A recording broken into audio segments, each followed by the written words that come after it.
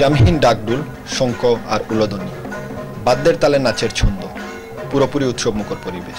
স্পেনের বার্সেলোনায় প্রবাসী বাঙালি সনাতন ধর্মাবলম্বীরা নিজেদের সবচেয়ে বড় উৎসব দুর্গাপূজাকে এভাবেই পালন করেন।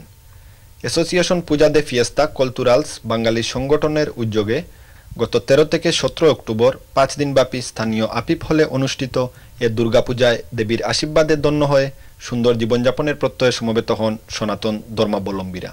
তারা নতুন জামা কাপড় পরে এসে দেবীকে প্রণাম করেন, দেবীর চরণ মাখা সিঁদুর মাখেন। প্রতিদিন সন্ধ্যায় বসে সঙ্গীত আর নৃত্যের আসর।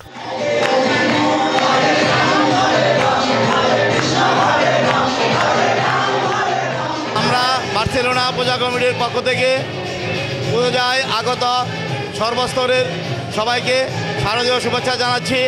যদিও আমরা প্রবাসী, কিন্তু বাংলাদেশের ধর্মীয় সংস্কৃতির বাইরে নয়, তাই আজকের এই মহান অতিথিতে ধর্মবর্ণ নির্বিশেষে সকলে সুখ শান্তি কামনা করলাম। বিদেশের মাটিতে এই প্রথম আমি আইছি, এই দুর্গাপূজা পাইছি, তো ভালোই লাগতেছে। এখানের পূজা সব বাঙালিরা পাইছে, তো দেশের মতো এত ভালো লাগতেছে না। সবাইকে শারদীয় শুভেচ্ছা।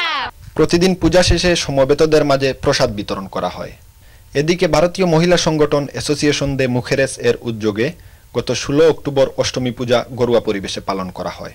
আপিপ হলে আয়োজিত দুর্গাপূজায় ঢোল নামে প্রবাসী বাংলাদেশি সনাতন ধর্মাবলম্বীদের পরিণত হয় এক মিলন মেলা। প্রত্যেকের জীবন সুখ, কল্যাণ ও শান্তিময় হোক, দেবীর কাছে এমন প্রার্থনার মাধ্যমে সম্পন্ন হয় এ মিলন মেলার। আফাজ্জনী, এনটিভি নিউজ, বার্সেলোনা, স্পেন।